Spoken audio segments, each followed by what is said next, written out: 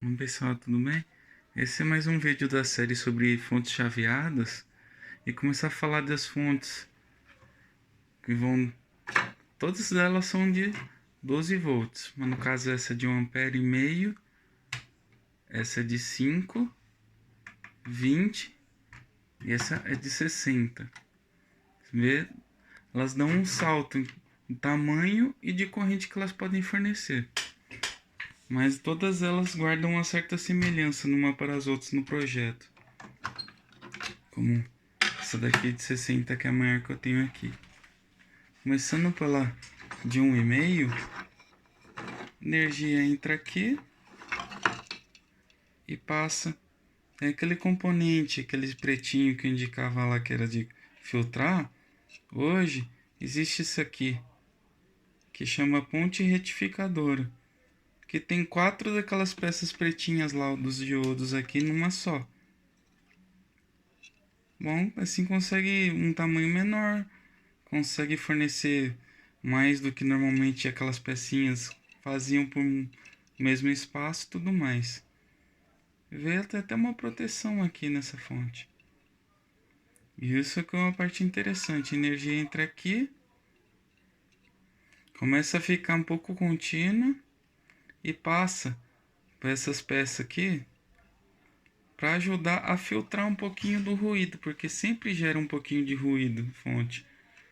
Ruído que nada mais é que uma sujeira na onda ou coisa do tipo. Principalmente nesse tipo de fonte aqui que mais para frente ela usa um recurso que chama de alta frequência. E essas parte de filtragem de ruído ajuda justamente nessa parte aqui. O indutor, capacitor, que 1,5 ampere, um transformador desse tamanho. A outra, aquela fonte caseira linear, transformadora do tamanho dessa fonte inteira. Essa é um transformador desse tamanho fornecendo 1,5 ampere. Interessante tecnologia, né? E esse aqui é o chip para fornecer a saída de 12 volts. Um pouquinho de dissipação de calor e tudo mais. E claro que a coisa vai aumentando conforme a fonte vai fornecendo mais corrente. Que só esse transistorzinho aqui para ajudar a sair os 12 volts, esse tamanhozinho de trafo e tudo mais. A de 5 já dá para ver nitidamente, tem mais componentes. Mais componentes de filtragem, proteção, para entrar aqui correndo da tomada, aqui sai contínua e todos esses aqui para proteção. Aqui a saída até vir esses transistores aqui. E essa fonte, no caso, ela é uma fonte bivolt. Assim, pode colocar como essa daqui também. Essa que é uma parte interessante. Parte do projeto dela é numa fonte bivolt como essa. E nem todas aqui que eu possuo aqui tem bivolt automático. Como essa aqui tem a chavinha e essa aqui também tem. E dá para ver algumas mudanças por causa disso. Parte do que ajuda a chavear bivolt. Algum desses componentes aqui que ajuda a identificar e mudar a tensão que entra aqui no transformador. E essa fonte aqui tem parte do projeto para aumentar a frequência. Aqui nos transistores aqui chaveador, que ajuda a aumentar a frequência para entrar aqui e aqui para dar uma regulada na saída de 12 volts desse transistor aqui. E tem algumas peças aqui para ajudar a filtragem de ruído e tudo mais. E tem um ajuste. Essa fonte ela consegue fornecer de 5, não minto, desculpe, de 11 volts a 13, quase 14. E como E como pode ver, já tem mais componentes do que essa daqui para poder fazer a mesma função. Mas como fornece uma corrente mais alta, aí precisa de componentes mais robustos para poder fazer a mesma coisa, filtrar ruídos, aumentar a frequência para entrar uma alta frequência nesse transformador.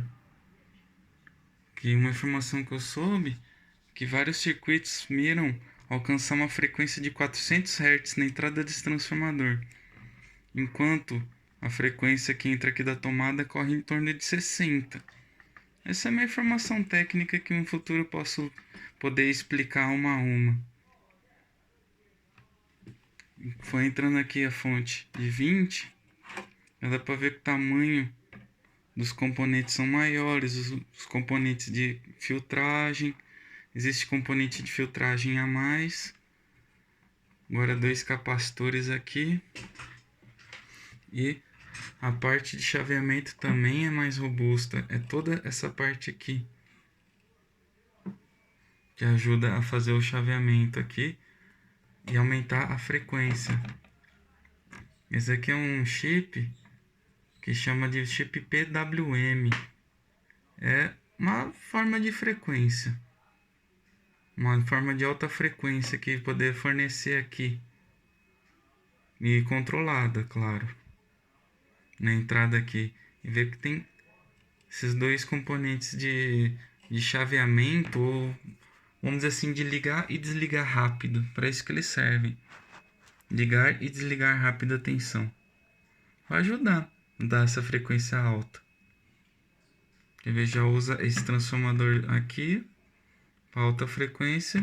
E esse aqui que fornece os 12 volts.